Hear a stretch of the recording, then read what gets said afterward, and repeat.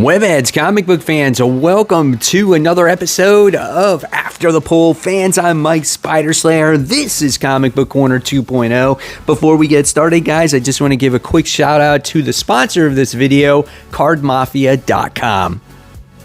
Poker night will never be the same again. Check out CardMafia.com for some of the most exquisite playing cards ever imaginable. The casing actually has a special feature, and inside are the playing cards.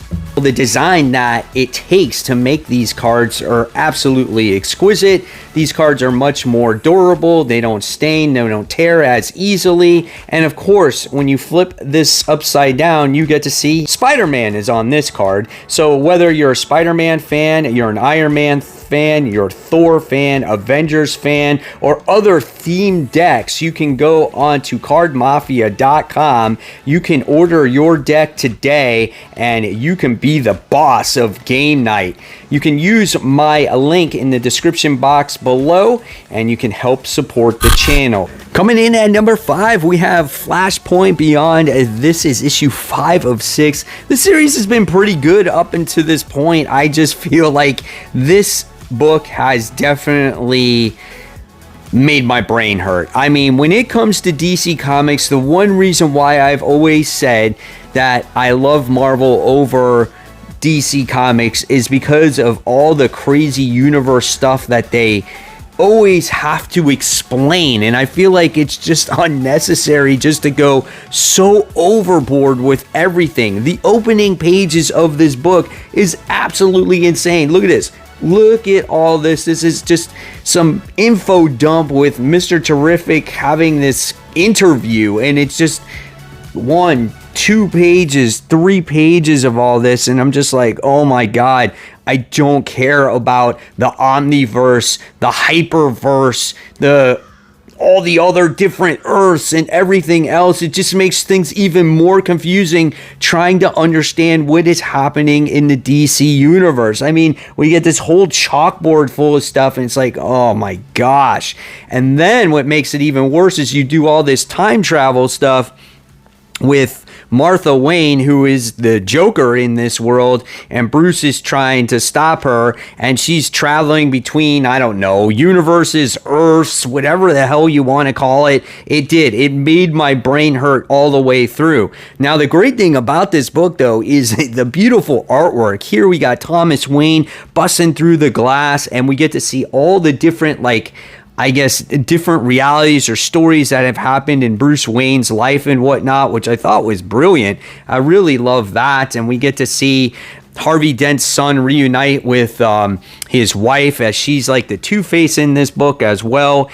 And we get this crazy reality in this book where Martha says that Joker has this identity. Now, this is a huge spoiler, and the name of Joker and his identity is called Jack Oswald White.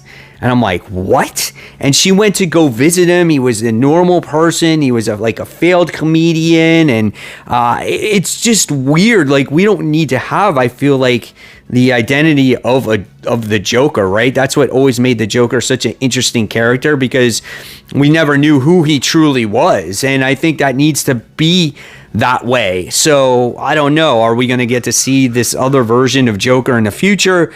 Who knows? But there was just too many moving parts and pieces, and just when books have all this time travel stuff, it just hurts. It hurts. And I remember they did this with Age of Ultron and Marvel, and I was just like, oh my god, trying to figure out all the pieces of what's happening and whatnot. I just didn't like the over explanation of things.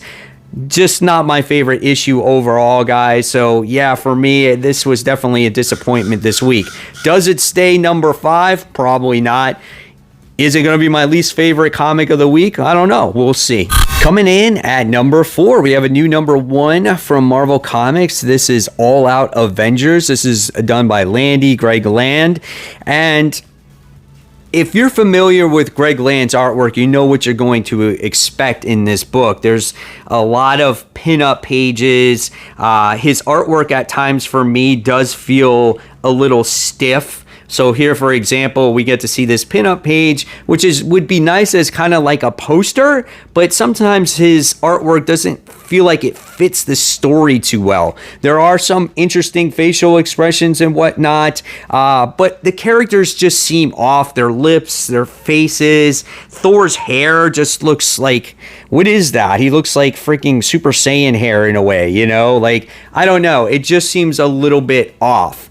It's not horrible, but it's not my favorite artwork. Now, the roster consists of some pretty cool characters, which I actually like. It has Captain Marvel, Thor, Iron Man, Captain America, Blade, Spider-Woman, Black Panther, and Spider-Man. And having Spider-Man on the roster is always an added bonus because he does always add some good comedic behavior in this issue. So I like that, right? So what was this story about? Why does this exist? Well, I guess this is just maybe an Elseworld tale or just a different adventure altogether. And we have this version of the Avengers as they are trying to stop Captain Marvel, Carol Danvers. She's possessed by the Dark Tide, and they're trying to stop this queen that has possession of this like wormhole device where they can travel to different universes and whatnot. And we get to see all the different positions of the Avengers trying to stop this queen, and it was kind of cool introducing all the different characters. However, there just seemed like there was something missing, and I get what they were trying to go for, where you're in the middle of this adventure, but it just feels like you were left out of the adventure and you're like picking it up halfway through or maybe towards the end. But I guess what this book is trying to accomplish here is just to establish the roster on who this roster is, trying to get a feel of, you know, the dynamic between all the different characters, and you see them triumphant in the end, and it looks like in the next issue you're going to get Doctor Doom joining them. Again, what's the overall point of this story? I don't know. But if you're looking to have fun and you're looking for a different type of Avengers style of book, this might be the book for you. I'm going to give the second issue a good try. Again, there was some good moments with Black Panther and Spider-Man here, and it made me chuckle a little bit, but we'll see where the second issue goes. I think that's what will determine if I'm going to continue this book or not, because then we'll maybe get a true story arc here. But like I said, it continues with Doctor Doom. Coming in at number 3, we have The Ninjettes, done by Dynamite Comics. Now, this is from the pages of Jennifer Blood. Unfortunately, I never read that series, but there must be some kind of organization that ties into Jennifer Blood. I said that this reminded me of Teenage Mutant Ninja Turtles, except with a female team minus Donatello. You can see that right here on the cover. But I thought this book was pretty good. I kind of got like a Squid Games vibe from it. It's the survival of the fittest, and there's 3 open spots for these college girls to actually become, I guess, maybe assassins or whatnot. But there's 10 girls that have been selected, and they have bad tendencies, and that's why they were selected. There was some algorithm out there that studied these girls' personalities, and if they were about to do things wrong, they got selected, and they got this bag over their head. They went to this remote location, and now it's basically the survival of the fittest on who is going to get like these scholarships to be the 3 like main people here to, I guess, do missions for whoever this mystery group is. Yeah, like I said, it had this Squid Game type of vibe to it in a way. You get to meet our main characters. You get this one character here who seems to be the alpha of the group that's going to kick ass, take names no matter what. They get dropped off, like I said, to this remote location where there's a box of guns, a box of ammo, there's a box of food. Again, it's just survival of the fittest. And once they find out what they have to do, they start shooting at each other. Again, through the issue, you find out kind of like why the girls get selected and things like that. And the main girl's name is Stephanie. And yeah, I liked it, man. I thought it was actually cool. You get to see already some of the personalities in this book on who's going to survive and who's going to die. And I'm looking forward to issue 2. I'm going to have to put this permanently on my pull list. I did not expect this to be as good as it was. And hopefully it continues, man. Yeah, definitely check out the Ninjets. Yeah, issue 1, man. Worth the money. Coming in at number 2, we have Punisher, issue 6. I love Jason Aaron's run on Punisher. I love these little flashbacks that we get of a younger Frank Castle. We've been seeing things from when he was a boy all the way up until he goes to the war. And you kind of just get a little insight of the character's past, right? We never really saw that before, so I enjoy that. And in this time, when this issue opens up, we get to see him before he goes to war on basically how he leaves his wife and doesn't even say goodbye to her. And we get to see kind of like maybe how unhappy she was with Frank Castle before he left, you know, and she was 8 months pregnant. But the thing that was great about this issue was this battle between Ares and the God of War. Same thing, just like Batman, and we'll talk about Batman in a little bit, is that we get to see his back is against the wall. He's trying to pull out all the stops when it comes to Ares and the God of War.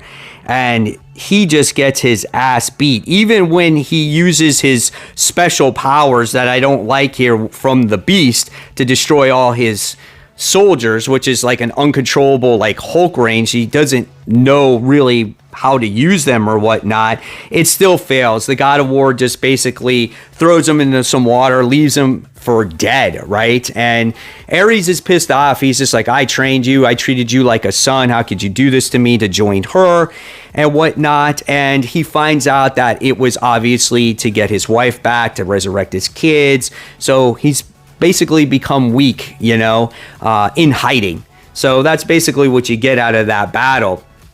And you get a little bit more flashbacks. And the interesting thing about this issue was you actually try to see them resurrect Frank Castle's kids. And even him, out of all the things that he has seen, all the death, the destruction, he could not bear to witness this resurrection attempt from the high priestess on bringing his kids back. They were just suffering. And earlier in the series, you get to see his wife Maria have these scars on her, and you get to see now where those scars came from.